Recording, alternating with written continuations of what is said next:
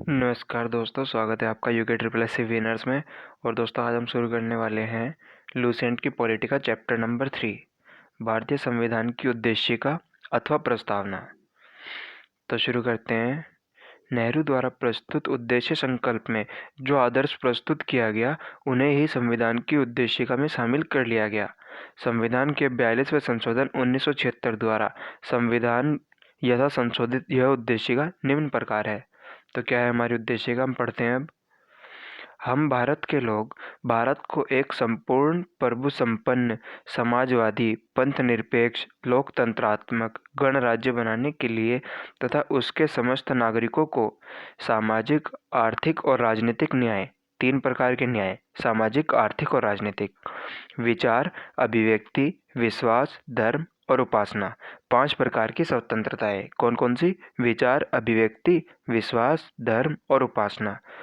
प्रतिष्ठा और अवसर की समानता, 2 प्रकार की समानताएं। कौन कौन सी? प्रतिष्ठा और अवसर की समानता प्राप्त करने के लिए तथा उन सब में व्यक्ति की गरिमा और राष्ट्र की एकता और अखंडता सुनिश्चित करने वाली बंधुता बढ़ाने के लिए दृढ़ संकल्प होकर अपनी इस संविधान सभा में आज तारीख 26 नवंबर 1949 ईस्वी को मिति मार्गशीर्ष शुक्ल सप्तमी संवत 2006 विक्रमी को एतद द्वारा इस संविधान को अंगीकृत, अधिनियमित और आत्मसमर्पित करते हैं। मतलब हम भारत के लोग ही इस संविधान को अपने आप को समर्पित कर रहे हैं, ऐसा इस उद्देशिका में लिखा हुआ है। अब हम इस प्रस्तावना की कुछ मुख्य बातें के बारे में जानेंगे। सबसे पहले, संविधान की प्रस्तावना को संविधान की कुंजी कहा जाता है।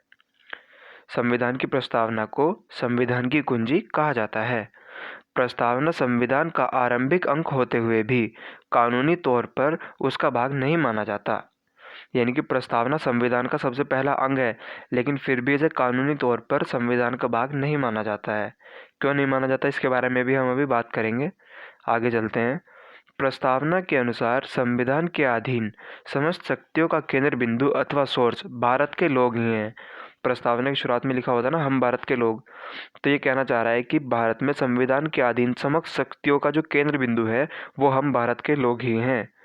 प्रस्तावना में लिखित शब्द यथा हम भारत के लोग इस संविधान को अंगीकृत, अधिनियमित और आत्मर्पित करते हैं, अर्थात भारत लोगों की सर्वोच्च संप्रभुता का उद्देश्य उद्घोष करता है। यानी कि भारत के लोग ही सर्वोच्च हैं। ये बात इस प्रस्तावना में लिखी हुई है। प्रस्तावना को न्यायालय में प्रवर्तित नहीं किया जा सकता। यह निर्णय यूनियन ऑफ इंडियन बनाम मदन गोपाल 1957 में निर्णय में घोषित किया गया था। यानी कि यूनियन ऑफ इंडिया बनाम मदन गोपाल 1957 में क्या निर्णय लिया गया कि प्रस्तावना को न्यायालय में प्रवर्तित नहीं किया जा सकता। और यानी यदि सरकार का कोई नागरिक प्रस्तावना की अवहेलना करता है तो उसकी रक्षा के लिए हम अदालत की सहायता नहीं ले सकते। यूनियन ऑफ इंडिया बनाम मदन गोपाल वाद में ये साबित हुआ था 1957 में। अब अगला वाद हम पढ़ते हैं, बेरुआड़ी यूनियनवाद। बेरुआड़ी यूनियनवाद 1960 में सर्वोच्च न्यायालय में निर्णय दिया कि जहां संविधान की भाषा संदिग्ध हो वहां पर प्रस्तावना विधिक निर्वाचन में सहायता करती है। मतलब जहां पर संविधान की भाषा संदिग्ध होती है वहां पर विधिक निर्माण में प्रस्तावना हमारी सहायता करती है। बिरुआड़ीवाद में ही सर्वोच्च न्यायालय ने प्रस्तावना को संविधान का अंग नहीं माना, इसलिए विधायिका प्रस्ताव में संशोधन नहीं किया जा सकता। परंतु सर्वोच्च न्यायालय के केशवानंद भारती बनाम केरल राज्यवाद 1973 ईस्वी में कहा गया है कि प्रस्तावना संविधान का अंग है, इसलिए विधायिका यानी कि संसद उसमें संशोधन कर सकती है। अब अगला है, केशवानंद भारतीवाद में सर्वोच्च न्यायालय में मूल ढांचे का सिद्धांत यानी कि थ्योरी ऑफ बेसिक स्ट्रक्चर को दिया गया तथा प्रस्तावना को संविधान का मूल ढांचा माना गया। मतलब केशवानंद भारतीवाद में सर्वोच्च न्यायालय ने मूल ढांचे का सिद्धांत दिया और बताया कि प्रस्तावना को संविधान का मूल ढांचा माना जाएगा। यानी कि संसद संविधान के मूल ढांचे में नकारात्मक संशोधन नहीं कर सकती। स्पष्टतः यह कहना चाहता है कि संसद वैसा संशोधन कर सकती है जिससे मूल ढांचे का विस्तार और मजबूतीकरण होता हो। अगला पॉइंट है हमारा 42वें संविधान संशोधन अधिनियम 1976 के द्वारा प्रस्तावना में समाजवादी, पंथनिरपेक्ष और राष्ट्र की अखंडता 3 शब्द जोड़े गए। कब? 42वें संविधान संशोधन द्वारा 1976 ईस्वी में। अगला है हमारा भारत के संविधान की प्रस्तावना में 3 प्रकार के न्याय, मैंने ऊपर भी बताया था पहले, सामाजिक, आर्थिक और राजनीतिक, और 5 प्रकार की स्वतंत्रताएं, वैचारिक, अभिव्यक्ति, विश्वास, धर्म और उपासना, और 2 प्रकार की समानताएं, प्रतिष्ठा और अवसर का उल्लेख किया गया है।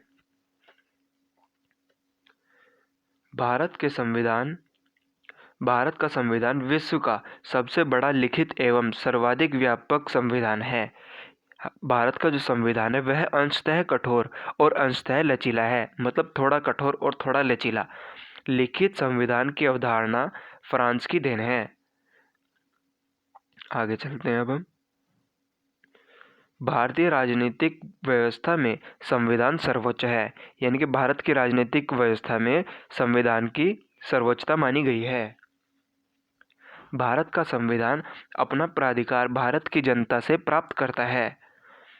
अगला पॉइंट है हमारा भारत सरकार अधिनियम 1935 वह संवैधानिक दस्तावेज है जिसका भारतीय संविधान तैयार करने में गहरा प्रभाव पड़ा है। भारत के संविधान में संघीय शासन शब्द का प्रयोग कहीं भी नहीं किया गया। संविधान में भारत को राज्यों का संघ घोषित किया गया है। ये बात मैं आपको अनुसूची वाली वीडियो में भी एक बार बता चुका हूँ।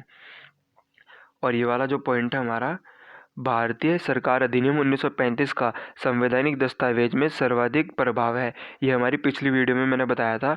इसमें बताया था कि 1935 का जो भारत शासन अधिनियम था उसमें से 395 अनुच्छेद में से 250 अनुच्छेद वहीं से बिल्कुल सेम टू सेम कॉपी किए गए हैं या उनमें कुछ फेरबदल करके लिया गया है। तो हमारा प्रस्तावना और उद्देश्य का वाला चैप्टर यहीं ख़त्म होता है। अब हम चौथा चैप्टर अगली वीडियो में पढ़ेंगे।